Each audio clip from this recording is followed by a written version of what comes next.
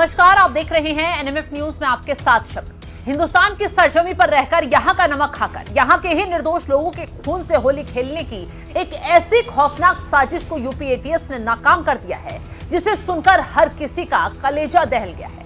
उत्तर प्रदेश के Lucknow railway station पर जब आम मुसाफिर अपनी मंजिलों की ओर बढ़ रहे थे तभी सादी वर्दी में तैनात एटीएस के जवानों ने घेराबंदी शुरू की।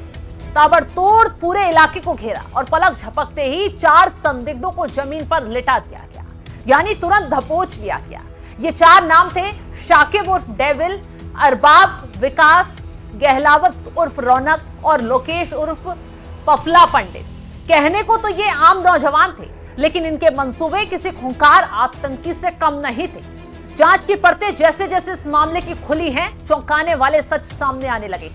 खुलासा सीधा और साफ हुआ है, ये लोग देश की संवेदनशील चीजों की जानकारी पाकिस्तान भेज रहे थे। इस पूरे गिरोह का मास्टरमाइंड मेरठ का रहने वाला शाकिब उर्फ डेविल है।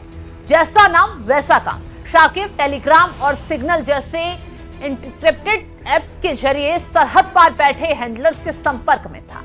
उसने डिजिटल दुनिया का इस्तेमाल कर ग्रेटर नोएडा के छपरोला गांव के 2 युवकों विकास और लोकेश को अपने जाल में फंसाया। इन दोनों ने नोएडा और दिल्ली एनसीआर के प्रतिष्ठित संस्थानों और बड़े बड़े नेताओं की रैकी की। सोचिए, पिछले 3 महीनों से ये आपके बीच घूम रहे थे, मोबाइल से वीडियो भी बना रहे थे और देश की संवेदनशील जानकारी दुश्मनों को भेज रहे थे। इनका मकसद सिर्फ जासूसी नहीं बल्कि बड़े हमलों की जमीन तैयार करना था। जांच में जो सबसे डरावना मोड़ आया वो था इनका प्रूफ ऑफ वर्क। जांच में खुलासा यह हुआ है कि ये आरोपी पहले छोटी मोटी आगजनी करते थे, सार्वजनिक संपत्तियों को किसी न किसी बहाने नुकसान पहुंचाते थे और फिर उनका वीडियो बनाकर अपने विदेशी आकाओं को भेजते थे।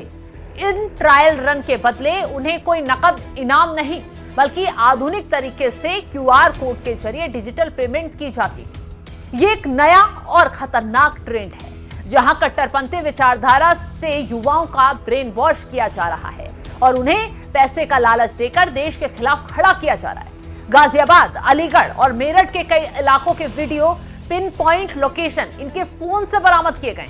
31 मार्च की वो तारीख देश के इतिहास में काली हो सकती थी। अगर एटीएस ने मुस्तैदी ना दिखाई होती तो ये चारों आरोपी लखनऊ में एक बड़ी तबाही की योजना लेकर पहुंचे थे। इनका टारगेट था रेलवे सिग्नल सिस्टम को ठप करना और गैस सिलेंडरों से भरे ट्रकों में धमाका करना। इनका मकसद था ज्यादा से ज्यादा जान हानि और पूरे देश में अफरा तफरी का माहौल पैदा करना। सिर्फ यही नहीं, इस नेटवर्क की जड़ें और भी गहरी हो सकती थी। हाल ही में गाजियाबाद के कौशाम्बी से 21 संदिग्धों को पकड़ा गया था, जिसमें कुछ नाबालिग भी थे। इनके पास से बरामद 30 से 35 बैंक खातों में 20 लाख रुपए तक के संदिग्ध लेन देन मिले। एटीएस अब कड़ियां जोड़ रही है कि क्या लखनऊ से पकड़े गए ये 4 मोहरे उसी बड़ी जासूसी सिंडिकेट का हिस्सा हैं? क्या नोएडा और ग्रेटर नोएडा की पोस्ट सोसाइटियों और गांवों में ऐसे और भी स्लीपर सेल छिपे हैं? फिलहाल विकास, लोकेश, शाकिब, अरबाब से कड़ी पूछताछ की जा रही है। उनके डिजिटल डिवाइसेस और फॉरेंसिक जांच के लिए भेज दिए गए हैं। हर एक कॉल, हर एक मैसेज और हर एक ट्रांजैक्शन को खंगाला जा रहा है। नोएडा और आसपास के इलाकों में हाई अलर्ट जारी कर दिया गया है।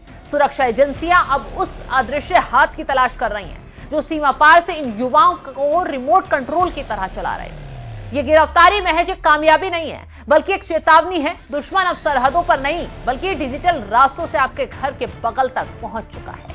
यूपी एटीएस की इस कार्रवाई ने एक बार फिर साबित कर दिया कि देश की सुरक्षा में सेंध लगाने वालों का अंजाम बुरा ही होता है, क्योंकि आपकी एक छोटी सी जानकारी देश को एक बड़ी तबाही से बचा सकती है। तो फिलहाल आसपास ध्यान रखिए और ऐसे अगर कोई संदिग्ध पाया जाता है तो तुरंत पुलिस को इसकी जानकारी